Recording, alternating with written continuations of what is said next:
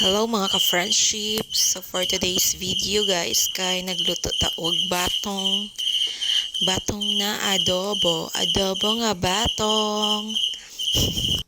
So guys, ato asa siyang ikat o ginana kagagmay. Ayan. So minamadali na natin para matapos na agad. Guys, alam niyo ba nga ang sitaw, it's rich in vitamin B12. Di niyo alam yan, no? Char. Basta maraming benepisyo ang pagkain ng sitaw, guys. So, ayaw lang magkaon ani perme, kay di ba na ay kasabihan nga pag sobrang pagkain ay nakakasama din sa ating kalusugan.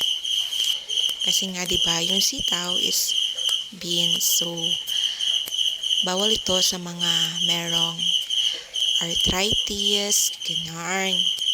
Ayan, malapit na tayong matapos guys. So, pwede na tayong mag-start magluto.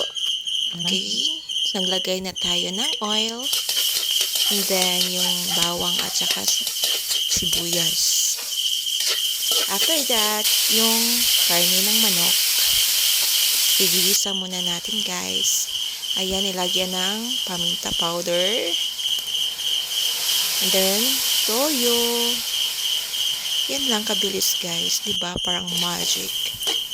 So, ayan, gimikos-mikos muna natin. And then, dilunod na nato ang sitaw. Ayan, sumikos-mikos muna. So, after ana guys, kaya lagyan natin siya ng konting tubig. At saka, syempre, hindi mawala yung magic sarap at saka yung salt. And then, after ana guys, ayan na. Tapos na, pwede na kainin. Thank you for watching guys.